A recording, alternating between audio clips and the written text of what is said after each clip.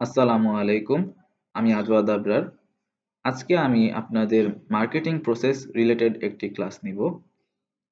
এই ক্লাস করার পর আপনারা জানতে পারবেন আপনাদের কোন কোন বিজনেস ডিপার্টমেন্ট মার্কেটিং প্রসেসের সাথে জড়িত এবং তারা কোন কোন মার্কেটিং অ্যাক্টিভিটিস পরিচালনা করে থাকে। মার্কেটিং প্রসেসে ৫টা ডিপার্টমেন্ট ৪ ধরনের অ্যাক্টিভিটিস পরিচালনা করে থাকে। এই ভিডিওতে আমি ডিটেইলস প্রত্যেকটা জিনিস ব্রেকডাউন করে বুঝাবো না। জাস্ট শুধুমাত্র ওভারঅল প্রসেসটা কিভাবে কাজ করে সেই জিনিসটি আমি দেখাবো। যার ফলে মোটামুটি একটা ওভারঅল প্রসেস সম্পর্কে আপনাদের একটা ক্লিয়ার আইডিয়াও এসে যাবে। এখানে দেখা যাচ্ছে যে মার্কেট অ্যানালাইসিস এর কাজটা মূলত শুধুমাত্র বিজনেস প্ল্যানিং ডিপার্টমেন্ট করে থাকে এবং এই কাজটার মেইন অবজেক্টিভ থাকে সেলস ফোরকাস্ট করা।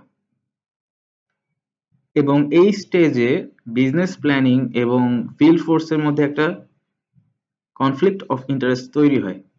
সো যেই কারণে এই স্টেজটাতে বিজনেস প্ল্যানিং সম্পূর্ণভাবে ফিল্ড ফোর্সের উপর ডিপেন্ডেন্ট হতে পারে না। তাকে এছাড়াও আরো অনেক মেকানিজম ব্যবহার করে রিয়েল সিনারিওটা বের করতে হয়। Product description and pricing activity করার সময় বিজনেস প্ল্যানিংকে কম্পিটিটিভ প্রাইসিংটা সেট করতে হয়, তারপরে তার প্যাকেজিং এ কিছু চেঞ্জ আনতে হয়, প্রফিটাবিলিটিটা অ্যাসেস করতে হয় এবং সবকিছু শেষ করে তাকে পিডি বা প্রোডাক্ট ডেভেলপমেন্ট টিমের কাছে প্রপোজাল পাঠাতে হয়। প্রোডাক্ট ডেভেলপমেন্ট টিম পরবর্তীতে রিপ্যাকিং সেন্টারের কাছে আরো বিভিন্ন ধরনের রিকোয়ারমেন্ট পাঠিয়ে থাকে, যা এখানে দেখা যাচ্ছে।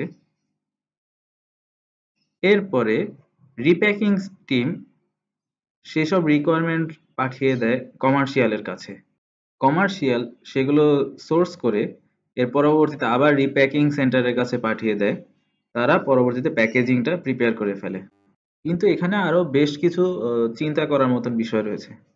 যেমন প্রোডাক্ট ডেভেলপমেন্ট টিম প্রাইস একটা সেট করলো, এরপরে প্যাকেজিংও একটা ঠিক করলো, কিন্তু পরবর্তীতে দেখা গেল সরকার এসবের জন্য কোনো একটা ফাইন করেছে বা একটা শাস্তি চাপিয়ে দিল। এসব ঝামেলা এড়ানোর জন্য রেগুলেটরি টিমের সাথে সবাইকে কাজ করতে হয়, যাতে করে তারা এই ইস্যুগুলো রেইজ হওয়ার আগেই বিষয়টা সামলে নেয়।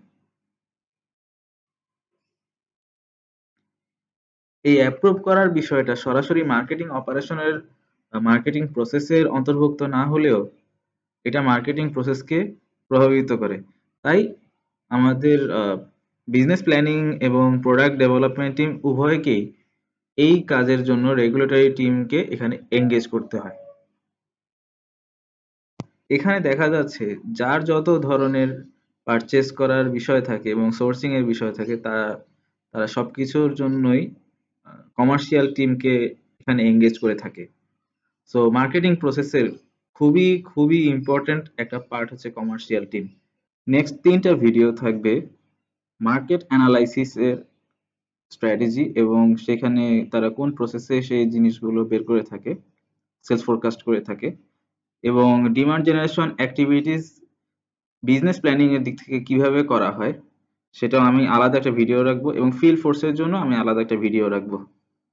কারণ এই সাইটগুলো খুব নিপুণভাবে করতে হয় এবং অনেক কিছু বোঝানোর বিষয় আছে।